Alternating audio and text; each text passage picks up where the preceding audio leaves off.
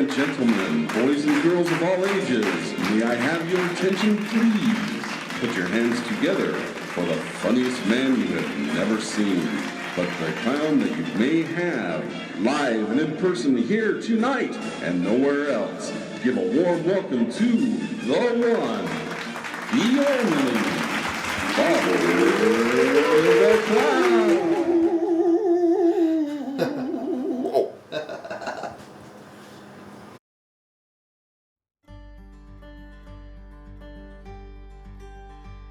Years ago, I was in Scouts. I was a Scout leader, and I went to an outing, and I worked with the guy there at a booth. And when we were done for the day, he said, "Hey, how would you like to be a Santa Claus?" And I went, "No, I don't know what you mean." He goes, "Well, I need to hire some Santas, and you'd be great."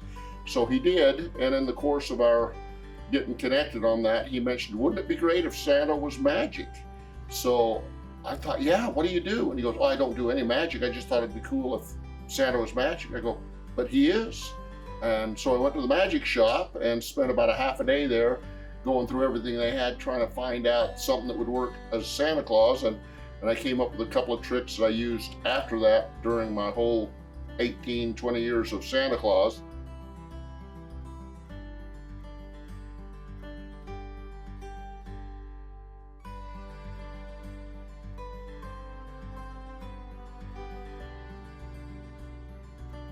The clown thing was a complete accident.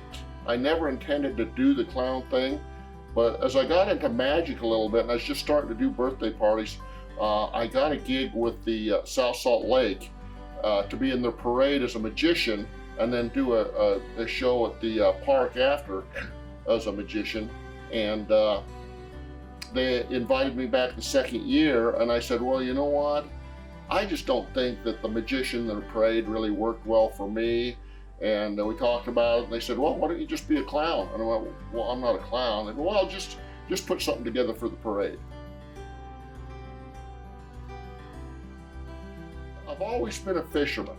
I mean, when I went on my honeymoon with my wife 43 years ago, I woke up the next morning, and when she woke up, I was gone fishing. We were camping. Fishing has always been a big thing for me, and I've always loved it. And we were in the car one day when I was trying to figure out a clown name, and my wife and my daughter was there, and we're trying to think up Sparkles the Clown, and all these names came up. They sounded a little bit feminine to me. I didn't see myself as Sparkles the Clown. And my daughter said, "Dad, you ought to be Bobber the Clown." And I went, "Wow, that's perfect."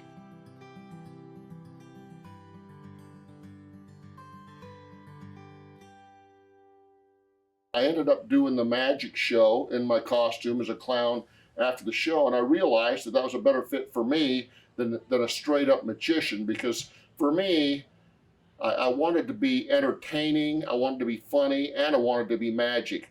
And that clown character gave me that flexibility to where I could do magic tricks and intentionally make them look like they're going wrong and then make them look right again. And the kids loved that. And that's kind of where I got my start as Bobber the Clown, and that became my main character for years and years.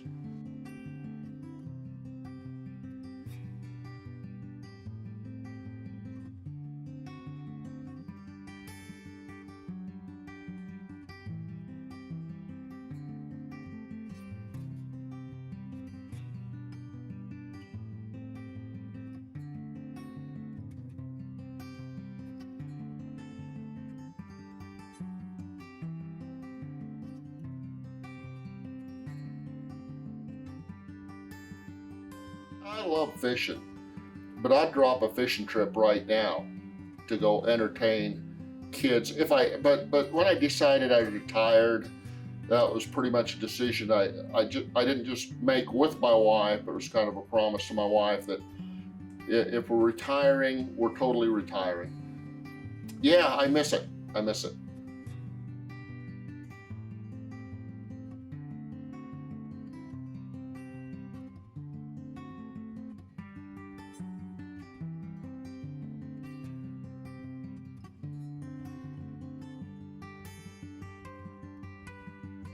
I think as entertainers, we got to watch ourselves, because we're also setting an example to our audience.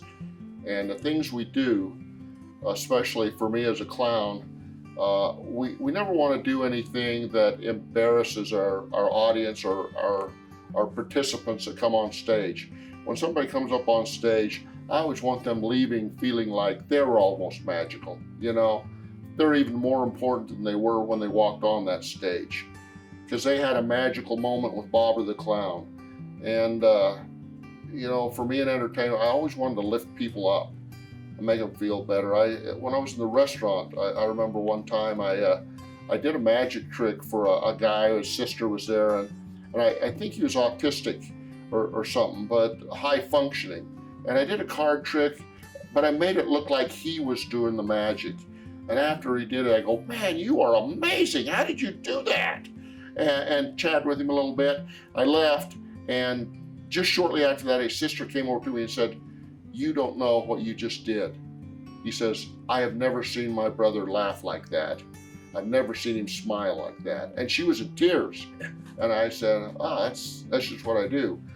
And that's what I want to do with everybody as an entertainer, is to make them feel better about themselves and happier than they were before they met me. And that was my reward for being an entertainer, you know. I guess that's my message.